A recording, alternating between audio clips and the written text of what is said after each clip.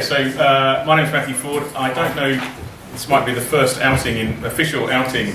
I'm the convener of the New Security Challenges lecture series, and I'm very pleased today to be able to welcome, and I think it's not just me, but I think the department, the university, to welcome Professor Paul Rogers. Before I introduce Paul properly, I wanted to give you a quick rundown. This is part of a series of lectures that we're organising, the second of which will be actually a panel on the 12th of November. That panel is called The Media in Fragile States, a focus on the AFPAC region. I'm very pleased that we've managed to get about 5 people to come down and talk to us about the media in that part of the world. The people we've got, Heather Blake, who's UK Director of Reporters Without Borders. Asad Qureshi, who's a documentary filmmaker, has had a very interesting career and was kidnapped in the Fatah and held to ransom there. We've got Dr. Rob Johnson from Oxford, and then 2 guys Rob's written a lot about Afghanistan. Then we've got 2 guys who are 2 Dutch guys who are living in Kandahar and who have written extensively about the Taliban. One may not come, but the other is definitely. So the one that's definitely coming is Alex Strick van Lieshoven, and then we've got Felix Kuhn as well. And that will be a question time type panel, and I very much hope that you'll be able to come and ask a few questions and get some perspectives from them. And then later on in November, on the 28th of November, we've got Frank Ledwidge, who's a barrister, a Guardian journalist, and a former military officer, and he's going to be talking about a couple of things he's done on Afghanistan, one of which is a book called Losing Small Wars, which should be very interesting as well. So very much hope that you can come along to those. Now, Paul, he asked me to keep his biography short, but it's one of those things where it's not so easy because he's had an extensive career. But for the sake of brevity and embarrassment and all the rest of it, I've got a short paragraph courtesy of my colleagues.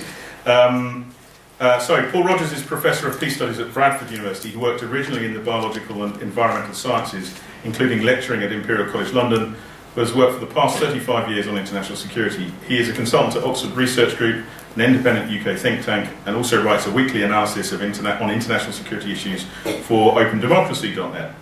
The most recent of his 26 books are Global Security and the War on Terror, Elite Security and the Illusion of Control, published in 2007, and the 3rd edition of Losing Control, Global Security in the 21st Century, Pluto Press 2010. He is a regular radio and TV commentator for international networks. Most importantly for Paul, of course, is not only that you go and buy his books, but also follow him on Twitter, and I'm hoping this will be a good recruiting sergeant for that, at Prof. P. Rogers, so do follow him there as well. 45 minutes to talk? Max, yeah. Okay, good. Okay. Thank you very much. Well, thanks so much, and thanks for that introduction. I just hope I can live up to it. It's a kind of talk that I've not really given before, and that's a real danger for an academic. So I think 40 minutes, Matthew, and I'm still going on then just give me a wave and I'll shut up. It may well not go that long, you can never tell. Thanks very much indeed for inviting me. It sounds like you've got an extremely good programme. I know Frank Ledwidge quite well, and he is extremely interesting. I mean, an absolutely fascinating person. And I've met one of the 2 Dutch people you mentioned, who is in Kandahar. Again, if you've got both of them down, it's brilliant. Get one down, they have extraordinary experiences to talk about. So that sounds like you've got a very interesting programme coming up this term. I can't remember the exact title that I gave. It's something about remote control, new security paradigm or something like that. All I can say is not just about drones. They may figure towards the end, but it's a wider thing. And if I can give a bit of background, if I may, which might sound a little bit personal, for most of the last 10 or 12 years I've been working on aspects of what we used to call the war on terror, and essentially sort of doing critical analysis of its development and how it's turned out the way it has.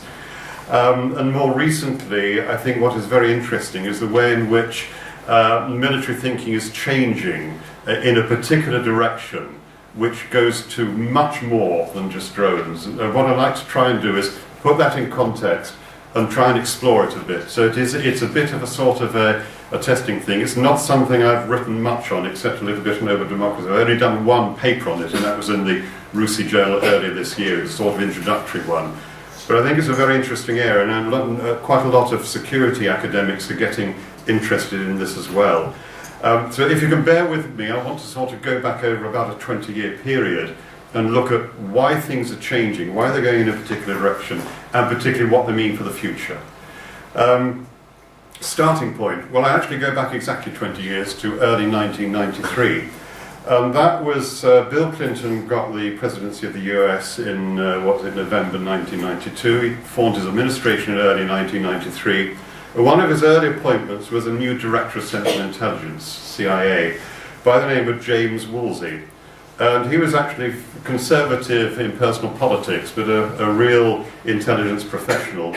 And as is the system in the United States, he was appointed, but he had to go through Senate approval hearings.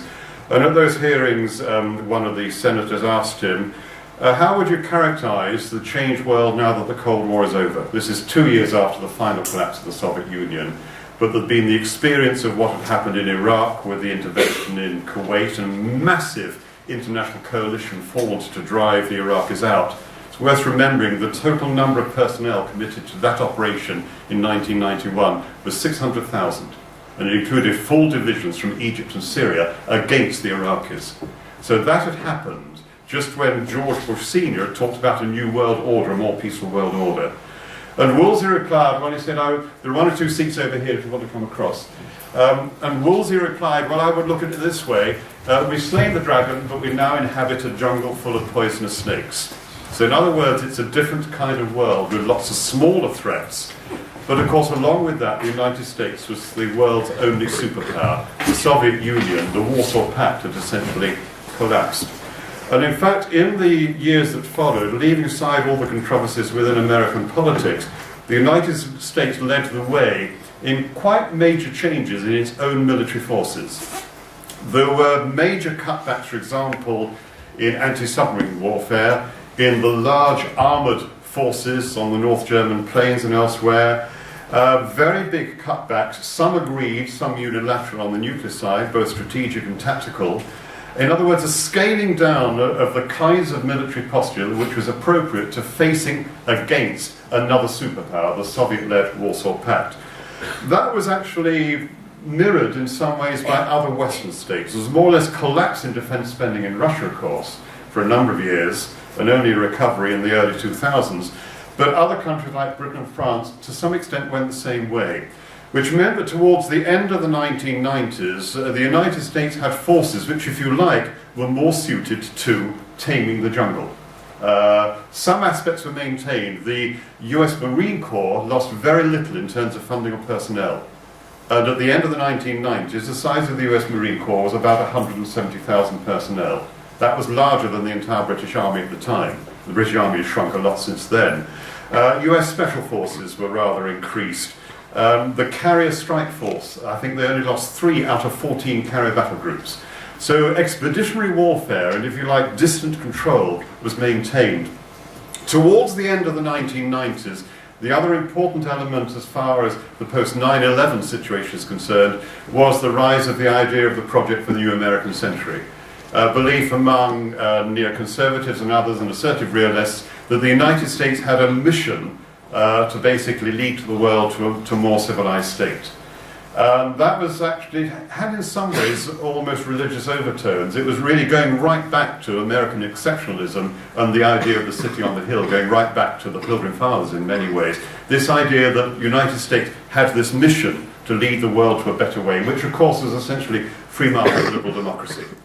The neoconservatives were a relatively interesting group. They were very influential.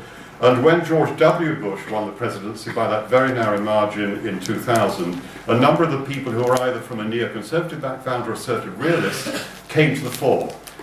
People such as, Dick Cheney, the vice president, his key chief of staff, Lucas Libby, Scooter Libby, Donald Rumsfeld at Defense, Paul Wolfowitz, his key intellectual deputy, John Bolton over at State Department. people came in the early 2001 who really took this view very strongly. They really believed that the United States did have a mission to rule. It's actually worth even now going back to the charter of the Project for the New American Century to get a feel for it. In fact, Charles Krauthammer, one of the great advocates, famously wrote that we are running a benign imperium. We are good for the world. The comparison is interesting. It's very rare you get a state theme this way. I think we have to go back to 1890s Britain and Pax Britannica, Britain bringing civilization to the world, to get a similar kind of outlook. I had a Ghanaian friend when I was a student many years ago who said his answer to that kind of thinking was, well, you know the old West African saying, very good reason why the sun never sets on the British Empire, because God doesn't trust the British in the dark. And if you turn the whole thing around and look at it from a different perspective, you get a different view.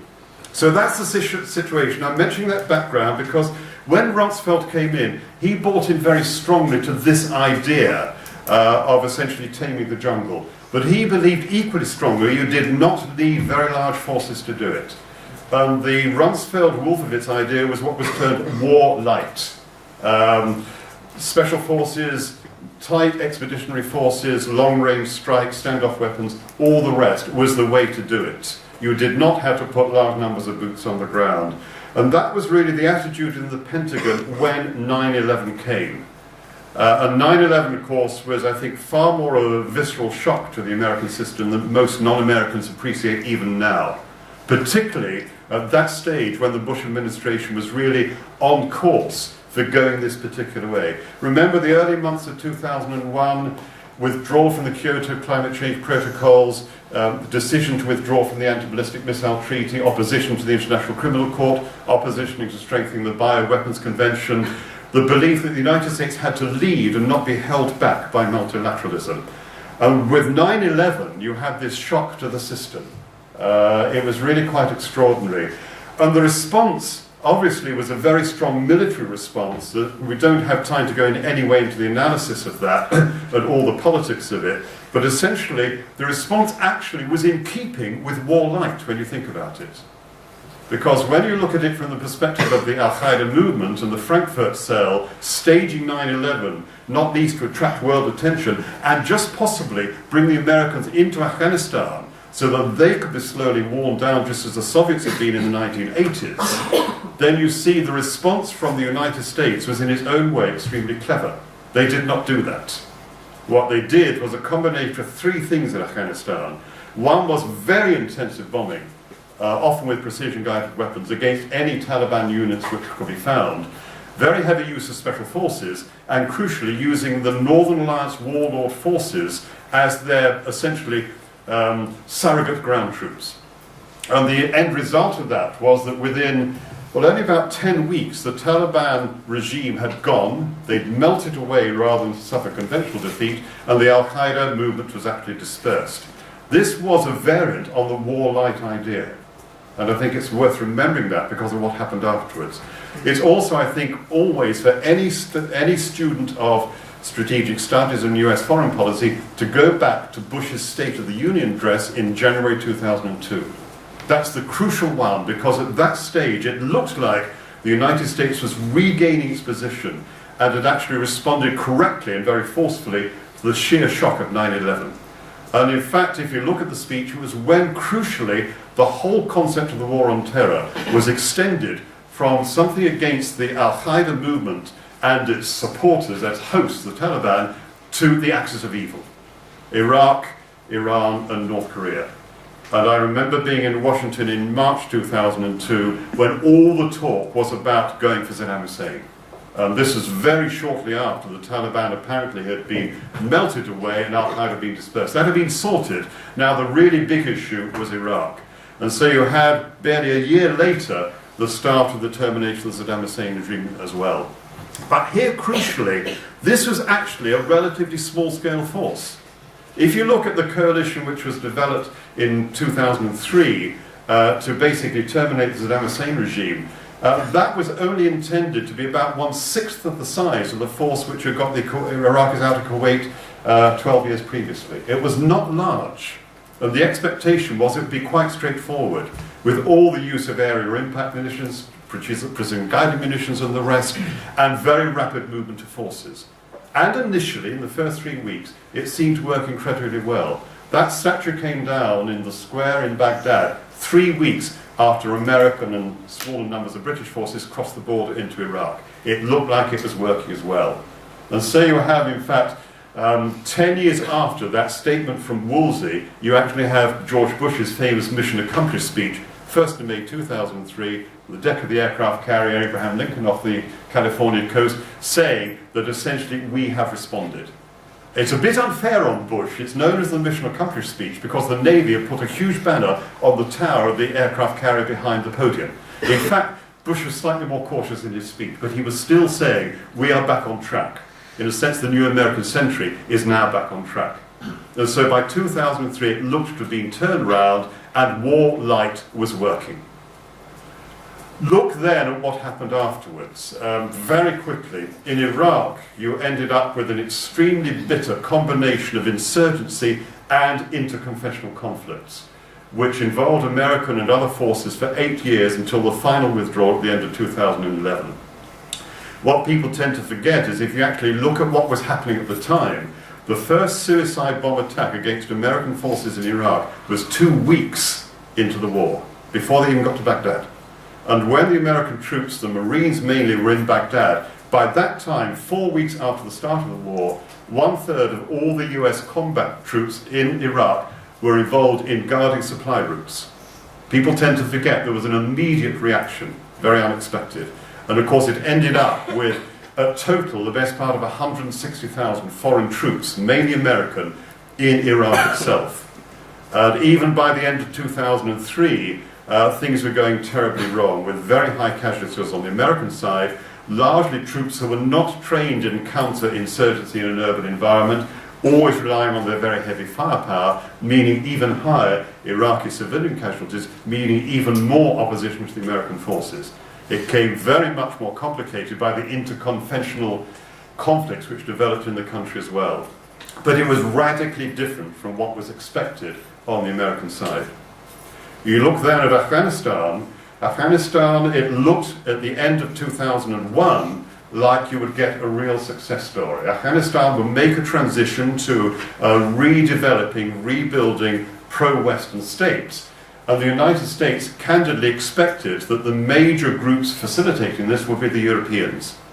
At that time, there were very sharp Afghan analysts and some people in the UN who were saying this is not going to work. I think one of the best, in fact, was Lakhdar Brahimi, the former Algerian foreign minister, who was the UN special rep in Afghanistan. He's now, God help him, trying to sort out the situation in Syria, an even bigger job. But Brahimi was one of the people who was saying, you're going to create a vacuum. The Afghans need some kind of stabilization force to give them a breathing space to fill the vacuum left by the Taliban.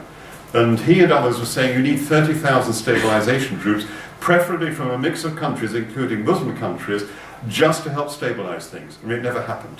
The Europeans were not sufficiently interested. The Americans were already heavily engaged in Iraq. So the end result was you have the International Security Assistance Force, only 5,000 strong, safeguarding things in Kabul and to some extent Mazar-e-Sharif and Herat and elsewhere, but essentially the country was almost left to one side. And within 3 or 4 years, the Taliban, of course, came back. And you ended up, what, by 2010, with 150,000 foreign troops in Afghanistan and a very long, protracted war. You took the two conflicts together, and as of even 2010, 3 years ago, there have been 220,000 civilian deaths, 8 million refugees, heavy loss of life on the coalition side, even the Americans alone losing 4,000 troops and 20,000 seriously injured, and you had a war cost of an estimated $3 trillion plus. So in other words, it was completely different from what was expected. And as far as the Al-Qaeda movement was concerned, yes, it was dispersed. But again, if you look back and track what was really happening, it was already undergoing a metamorphosis into a cluster of broadly different groups with a common kind of view, based essentially on a particular, very puritanical version of Islam. And essentially, you look at the activities at the time and just go back and think of them. Between, say, 2001 and 2006, 5 years after 9/11, far more active across the world than in the 5 years previously. Where do you start? Well, the quadruple bombings in Casablanca, the bombing in North Tunisia, repeated bombings in Sinai, the attack on the Western hotels in Amman, 2 double bombings in Istanbul, first against 2 synagogues, the second against the HSBC Bank and the British consulate, the latter one killing the consul and his PA. You had the attacks on the Bali nightclub, on the Australian Embassy in Jakarta, on the Marriott Hotel in Jakarta, on the Marriott Hotel in Islamabad, and again, then of course you had Madrid and London, and later on you had Mumbai as well, and many, many other attacks. It was not an octopus organisation stretching its tentacles out, it was much more of a kind of, almost a franchise. And even now, 2013, 12 years after 9/11, you actually have major areas of activity in Iraq, Yemen, Somalia, the allied, if dissimilar, but crucial movement, Boko Haram in northern Nigeria, problems across North Africa, and then extraordinarily, space occupied by allied groups in northern Syria. And we now have a situation in Syria where a very large part of the entire insurgency is being run most effectively by 2 major Islamist groups. This is 12 years after 9/11. Now, as you look through this whole period, you actually see a change in outlook on the Western side, both political and military. And this is where I want to move on to look more at this sort of remote control element. And essentially, I think what one has to look at is a kind of period of transition. By really 2008 and the American election campaign, the mood was changing as far as the public was concerned. In some Western countries, notably Britain, there had already been very considerable questioning. In Britain, there was a massive demonstration in early 2003 against the risk of war with Iraq. Probably the largest public demonstration ever in Britain, something like 1.5 million people in London one afternoon. And that left a legacy which, in a sense, was almost proven by what then happened in Iraq. In spite of what the government was saying, it was pretty blatantly obvious things were not going the way it was expected. But in the United States, even there, the support for the war in Iraq was actually slowly but surely ebbing away. There's an interesting historical parallel to this. If you go right back 50, 60 years, the same kind of thing happened in France in relation to the Indochina War. Really, between 1950 and 1953, the loss of young men, almost exclusively men then, from the metropolitan French forces in French Indochina, sapped away the French will to actually continue with the war. When they lost when the siege of Dien Bien Phu was fought and the French lost, then essentially May 1954 they negotiated out within about 3 months. There was never a Dien Bien Phu movement as far as Iraq was concerned. But the crucial thing is, when Obama was fighting the 2008 election, he fought it on the basis that Iraq was a bad war. He fought the election also on the basis that Afghanistan was still worth fighting, mainly because of the clear link, as far as they could see, with 9/11. So it meant that when Obama came in 2009, the United States had an administration which, frankly, was going to withdraw from Iraq. It was going to withdraw, hopefully leaving some combat troops there to actually safeguard the situation from an American perspective. But in fact, the Iraqis would not tolerate that, and all the American troops left, apart from a few guarding diplomats and the rest. So essentially, there was that. The Obama view was that, in fact, as far as Afghanistan was concerned, the Taliban could possibly still be defeated. The same view that McCain had, and his plan was to put a surge of 30,000 troops into Afghanistan if he'd won the presidency in 2008. Obama did a similar kind of thing 2009-10, which is why the forces peaked in 2010, but from a subtly different point of view. From his perspective, Afghanistan was not winnable. But if you were going to negotiate withdrawal, you did it from a position of strength. So in other words, you put the extra forces in, you put the Taliban and their associates, the other armed opposition groups, on the back foot, and then essentially you can then negotiate a way out in such a way they will have a minimal involvement in a post-occupation Afghanistan. And that was essentially the American intention. The lesser countries involved, including Britain, of course, went along with it because they were relatively small players. What has actually happened in Afghanistan is that we're now in the middle of a withdrawal. You may have seen on the news last week that the last full British brigade has headed to Helmand province. It's the last major brigade to be there. It's going to be there for about 9 months. And almost its entire function now is actually to disengage. Many of the people are engineers. They're actually destroying stuff they can't bring back or bringing stuff back that they can. There are very few British casualties in Afghanistan because of virtually no combat patrols. That is already happening. The withdrawal is already happening. As far as one can tell, the Taliban are actually keeping quiet at the moment because they just have to wait. So you see there, this move away. Where does this come in with what you might almost call a change in paradigm?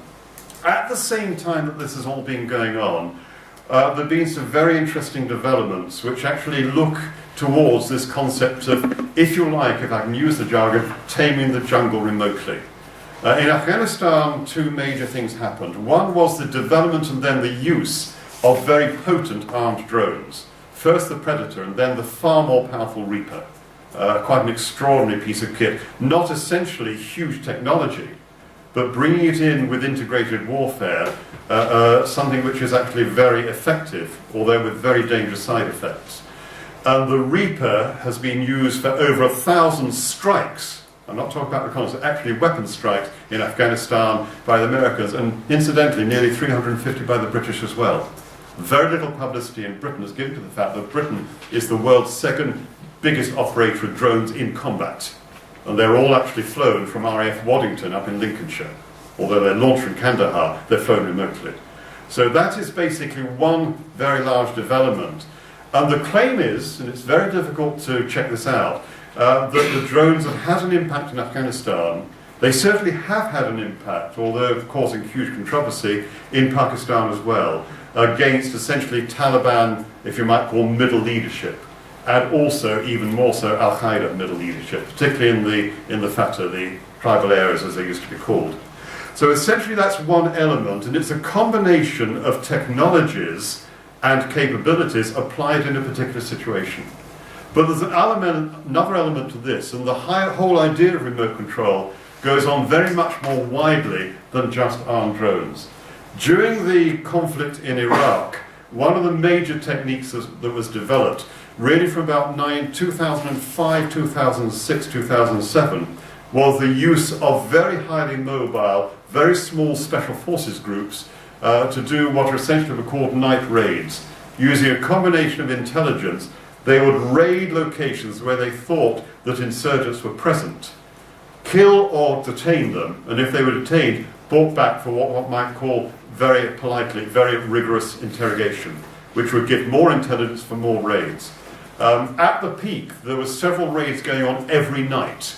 There were 4 different groups of special forces involved in this, 3 American and 1 British. There was a British Special Air Services Regiment squadron actually involved as one of the 4 groups. The claim from people like McChrystal and Petraeus was this actually worked very well.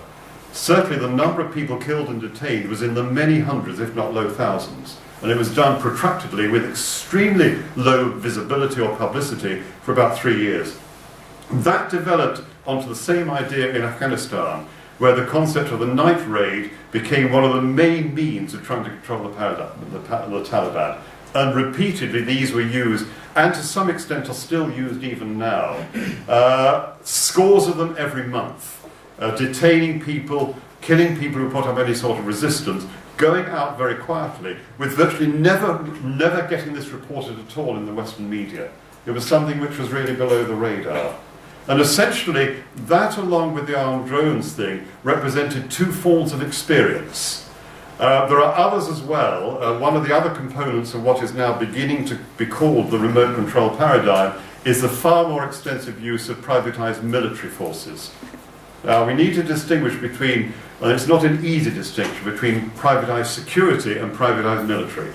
G4S, who attempts to run some of British prisons, is part of privatized security.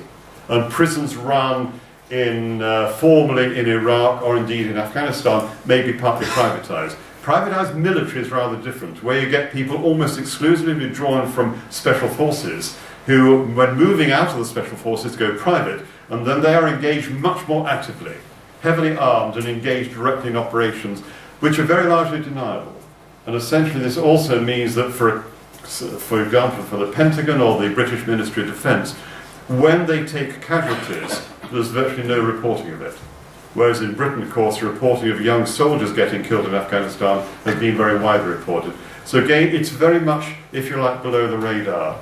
So you're having, in a sense, this development of a kind of what I would call a new version of the control paradigm. It's not that new. I mean, heaven's sake, you've had special forces around for many years, and you look at their operations in many different parts of the world. Look at them towards the end of the colonial period.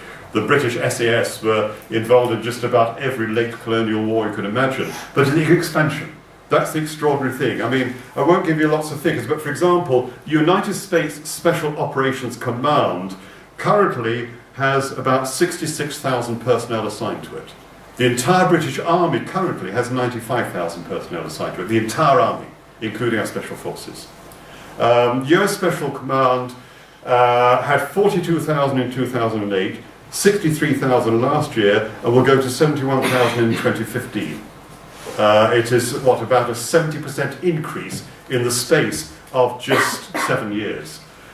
In Britain, we've had the development of a very powerful group to support the SAS and the Special Boat Squadron, the Special Forces Support Group, drawn from one para RAF regiment, and also there's one other group involved, can't remember it just now, but never mind, basically bringing together groups that actually support the Special Forces. And they've had people for operating, for example, in support of the Special Forces in Mali, with virtually no publicity whatsoever. So you have essentially, NATO now has its own Special Forces headquarters at Mons, which coordinates NATO Special Forces.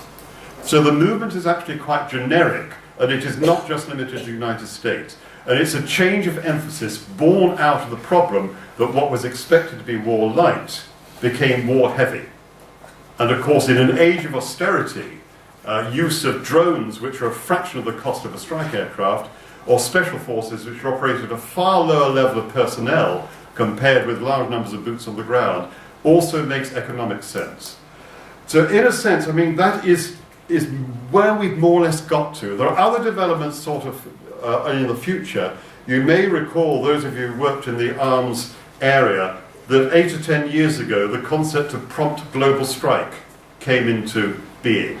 And this is the idea that if you have all these very fast intercontinental ballistic missiles and submarine-launched ballistic missiles, you take out the nuclear warheads, and because of their accuracy, you can fit them with conventional warheads, and they will strike incredibly near a target.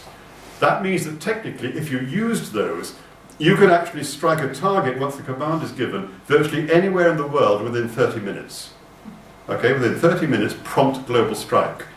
Most people see this as very controversial, because as far as somebody on the receiving end is concerned, they don't know whether it has a nuclear or a conventional warhead. But prompt global strike has done something of a comeback in the last 3 or 4 years. And it exists probably in 3 variants, only one of which could be deployed soon. And that is the original idea of conventional warheads on very fast intercontinental range missiles. There is also the concept of what is called boost glide, where you use a missile to launch very high altitude glide vehicles, which are gliding at many times the speed of sound, but come back through the atmosphere and can be guided. So they can be guided precisely to a target in real time. But they can still do it in maybe 40 minutes. And then what is now being developed is the concept of the hypersonic weapon system based on ramjet or scramjet technology, which is basically air breathing from the start, but goes at many times the speed of sound, Mach 6 or Mach 7. But again, extremely prompt, extremely accurate. Those are for the future. They're under development in a way which they weren't 4 or 5 years ago. But in a sense, it's part of a parcel of new approaches. And it goes straight back to the idea of taming the jungle. So we're talking about a combination of armed drones, special forces, private military companies, possibly prompt global strike, more use of rendition, I don't know what the polite word is for torture nowadays, but essentially expanded interrogation, I think is the current word. And essentially it's by these means that you try to keep control of what for other reasons are likely to be rather a disorderly world. Give me just 5 minutes, is that all right? Because I just want to end up by looking in terms of what are the kinds of problems that are likely to be dealt with. The best way always, if you're trying to look longer term, 20 to 30 years ahead, Who do you turn to get an idea of what security problems there might be? You turn to the military think tanks. And probably the most interesting one in Britain is the Development Concepts and Doctrine Centre down at Shrivenham, and they do periodic studies of what they call global challenges. And what they come up with is, yes, you have a problem of political violence, but you're also going to get huge problems really based on the global socioeconomic divide, the fact that is widening, the fact that so much of the very interesting progress on the economic growth side is going into the hands of about 1/5 of the world's population. 1.5 billion people are doing pretty well, including probably almost all of us in this room. 5 billion are not, 5.5 billion are not. The 5.5 billion who are doing less well are far better educated and knowledgeable than 30 years ago, so you have what is being called the revolution of frustrated expectations. It underpins in part the Arab awakening. It's at the root of the neo-Maoist Naxalite rebellion in India, and there are many other examples. The military say this is a security threat to stability. They also point to huge increases in migratory pressures, which will be seen as a threat to receiving countries. I remember being at a seminar which was a joint military political seminar at RUSI, the Royal United Services Institute, 4 years ago. It had an interesting group of people, analysts like Mary Calder, myself from a sort of peace research angle, a lot of very interested military people, and quite a lot of IR people. And during the course of the conversation, somebody made the point that, look, the real security problem for Southern Europe in the next 20 years is going to be huge numbers of people coming across from North Africa, particularly if climate disruption kicks in, which will change everything. And one of the military-oriented people said, yeah, I can get that. I think you're probably right, and we see it as a problem. Perhaps we in Britain shouldn't be building 2 gigantic new aircraft carriers. Are they really appropriate?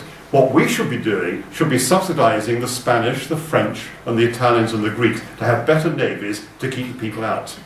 So in other words, it's control, if you like, keep the castle gates closed. But the military will look at this and see this as one of the real threats facing the world as a whole. They will also, almost always, actually alight on the problem of climate disruption. Because if, as looks very likely over the next 30 years, disrupted climates hugely change the ecological carrying capacity of the tropical croplands, which can then support fewer people, you have huge problems of disorder, desperation, and people needing to move, and you have a greater risk of failing states. One anecdote, I had a very curious invitation about 6 months ago to go to a private seminar at Wadham College in Oxford, and I was asked if I would lead off on a talk. They're going to spend the day looking at the risk of failing and vulnerable states and what problems they will cause in the future. They wanted somebody to talk about this issue of a rich-poor divide and the impact of climate disruption. And they wouldn't actually say what the group was, but 2 days at Wadham College in July seemed very attractive, so I went. And I met the organisers in the pub the night before. They said, oh, it's the Commandant and all the senior officers of the SAS, along with a group from MI6. And so they were spending a day looking at what's going to happen to failed and failing states over the next 20 to 30 years, because their job will be to try and protect things when this happens. And that, in a sense, is the rub. If one is talking about problems of the combination of socio-economic divisions and environmental constraints, you will find military audiences only too willing to engage because they look long-term. But where they're coming from, absolutely naturally and reasonably, is their job is to defend their country or defend the alliance of which their country is part, not to look at the underlying problems which are causing the conflicts in the future. And that, in a sense, is the rub, because it's what I call lidism. You're keeping the lid on things rather than going underneath and working out why these things are going wrong. And that, I think, is where there's such important work to be done now. I think in some ways we're at an extraordinarily interesting period, because the whole concept of controlling things and protecting yourself against international threats by major forces failed in the war on terror and is being replaced more by this idea of remote control. That idea itself has very big problems in it. Now that you have countries such as Turkey, Iran, China and the rest all developing quite powerful armed drones, you have a proliferation issue.